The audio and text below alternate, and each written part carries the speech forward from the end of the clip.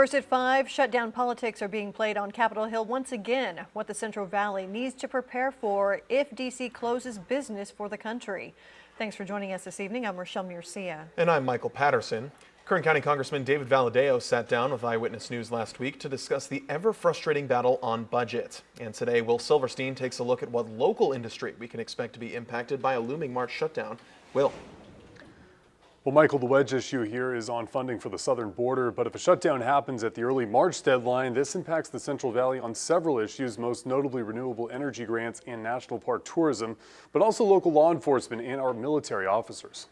The Senate never does anything, and that's our biggest frustration. Kern County Congressman David Valadao blasted the Senate for its inability to cut deals on House appropriations bills. Valadao, who sits on the House Appropriations Committee, passed all 12 appropriations bills out of his committee, and the lower chamber sent 7 of those bills up to the Senate. But once again, Valadao and the country have had to settle for another continuing resolution bill, which just means the same old spending from the prior agreement.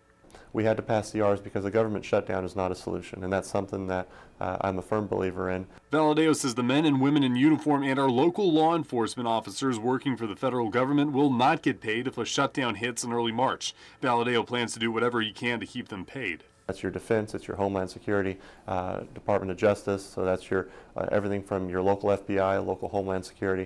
And these are people that their job is to keep us safe, and the idea that we don't pay them as some sort of hostage negotiation is just a bad idea. Disproportionate will fall on residents of the valley. UC Merced professor Nathan Monroe looks at renewable energy grants as a possible loss of industry in the Central Valley if a shutdown occurs.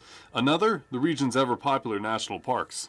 Has implications both for employees and for, the secondary tourism market, and we're coming up on the season, especially if there's a prolonged shutdown where that might, be a bigger deal as the weather warms. Nothing is hotter and more intense than talking about the southern border. The southern border is driving the debate on the shutdown, many across the aisle arguing that work needs to be done, but what money needs to be appropriated and where it needs to come from are the sticking point. Several House Republicans questioning foreign aid heading to Ukraine, contending it should be spent on the crisis down south. Various threats to Homeland Security, the importation of fentanyl, human trafficking, foreign agents that are coming through that very porous border. While many will be affected across the country by the problems at the border, Monroe reminds us a shutdown could have a much broader impact on those who rely on government pay. While a federal government shutdown, is a little scarier than it sounds, there will be some people that feel it really acutely, and it's a